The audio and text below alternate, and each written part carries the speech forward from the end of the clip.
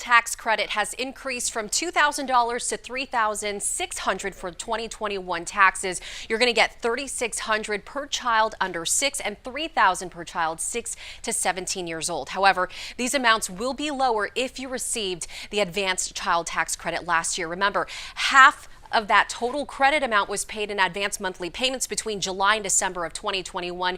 You're going to claim the other half when you file your 2021 income tax returns. Parents with 17-year-olds will now also receive a tax credit. They'll still get $300 a week. Polk says that money is now tax-free. More paperwork later on to get this new benefit, costing you more time and money. It's better just to wait a little bit and wait till everything's in place. And that there's no reason why anybody should be living in poverty. Single taxpayers who make an adjusted gross income of $25,000 or less, or couples making $50,000 or less who file a joint return will be eligible for the benefit. It will begin starting with the 2023 tax returns filed in 2024. The State Department of Taxation and Finance would assess a family's eligibility for the credit through the income filings from their annual tax returns. If a conversation has picked up in an earnest way from the state's office. According to reports, it's even higher for people in New York that are living 18.5% below the poverty line. The federal child tax credit program expanded the American Rescue Plan, and now the senators also sponsor this bill. It would merge the child tax credit and the earned income tax credit into two things. It's the senator's top priority for the top Senate budget. He'll be pushing Governor Kathy Hochul to include it in a final spending bill before April. The state is also flush with cash for now, but has an uncertain financial outlook over the next several years. New York's budget is expected to have a $6 billion budget gap by 2027, following hardships from the crisis and federal aid runout. Legislative leaders and governors will soon decide which of the many ideas should be included in the final spending bill, but that depends on balancing state needs and anticipating economic uncertainties. So, the senators estimate that the working families credit will result in a reduction of 13.4%. On a federal level, a group of Democratic lawmakers and progressive advocates are pushing hard to restore at least part of the enhanced credits. So let's see them get this done this year. The bill, and I handed it to her, and she held it and looked, and she gave me a kiss. And said, "Thank you for my daddy. Thank you." Ladies and gentlemen, this is that family suffered a great loss, but turned their pain into purpose, so other families wouldn't have to experience the same thing. And that's courage. That's character, in my view. And that's who we are. That's what defines us. We're the most unique nation in the history of the world, because we're the only one that are a product of an idea, not geography, not religion, not ethnicity, an idea. We, the people, hold these truths to be self-evident, that all men and women, we've never fully lived up to it, but we've never walked away from it. And the people who's protected the most are you people sitting in front of me. You know, we learned a horrible lesson after Vietnam, how the harmful effects of Agent Orange. And a new generation understandably doesn't focus on that very much. But you know the biggest problem with Agent Orange? It dropped on a hell of a lot of people's heads. They got all kinds of illnesses, but they couldn't prove it. You had to be able to prove it. You had to have the scientific background to be able to dig in and prove it. Well, because of Tommy and because of others we're serving with at the time, we insisted that all you have to do is prove you were impacted by it, landed on your head, figuratively. No, I'm serious. Nothing else to prove. Nothing else to prove. Because why should the burden be on the victim to demonstrate the problems they've suffered since then are because of that Agent Orange when other people weren't suffering those things? So, folks, that's why you heard me say.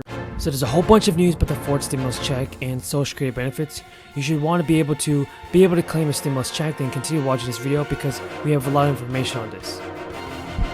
New fourth stimulus checks are beginning to go out and being automatically deposited this week. More people are now eligible to qualify for these checks, and there is a new deadline to take action and claim additional money. Low-income residents in New Mexico can apply to receive a fourth check. Applications that claim the stimulus check opened last week for residents to apply to receive the checks this fall. And only a limited number of income households will be able to accept, and based on their funding, the state has set aside $10 million for the latest round of checks. That funding was actually approved by lawmakers during the 2022 legislative session. According to the state, although most New Mexico residents were able to claim their economic relief payments during the summer, the fall stimulus checks is reserved for low-income households. As state officials have sifted through applications, they will prioritize homes with the lowest income. However, it's not clear yet which households will be eligible for the program because the state did not specify maximum income. It's also unclear how much money each home could receive, although the state is guaranteed a minimum of $400. And also, more than 23 million California residents are expected to be getting a stimulus check of a middle-class tax refund in their bank account or mail starting this week.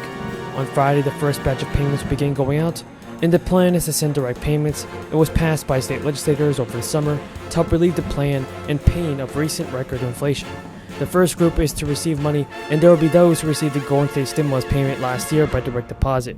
Those recipients will start seeing direct deposits as early as Friday. The second batch of payments will begin to go out, and they're called the Golden State stimulus payments, who got their 2021 payments by debit card. They will also see a debit card by mail this time by the end of October and by the end of this month. And the good news is that more people qualify for inflation relief checks. The income limit has been raised all the way to $5,000, $500,000 actually. Plus, people who rely exclusively on SSDI are eligible as well. Now, the available job positions has actually totaled for 10 million in August, and that dropped from 11 million reported in July. Though the job openings, labor, and turnover numbers are watched closely by the Federal Reserve, which is trying to reverse inflation through a series of interest rate hikes. One primary area of interest is for the central bank and has been on the labor market. It has been showing about 2 job openings for every available worker, and the job market has been a primary driver of inflation, as the outsized demand for the scarce labor pool has helped drive up wages sharply.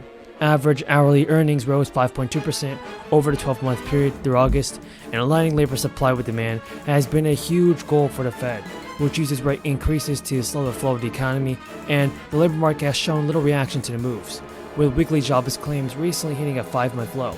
So hopefully President Biden can do something about this and send out stimulus checks sooner than later, because it's definitely time for people to receive the money they need.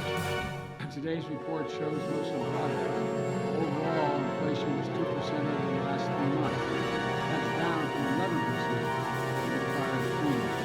That's progress. A lot of it is a result of getting the cost of living, the gas pump down, and more than in California now by more than $1 nationally since it started this summer. There's a big difference for working folks. But the price of gas is still too high, and we need to keep working to bring it down. I'll have more to say about that next week. We also need to make more progress bringing down the prices across the board. That's why I just couldn't disagree more with my Republican friends who say the biggest problem in our economy right now is that working folks are making too much money. Now that's the argument. Workers are making too much money. Earlier that, when Tom and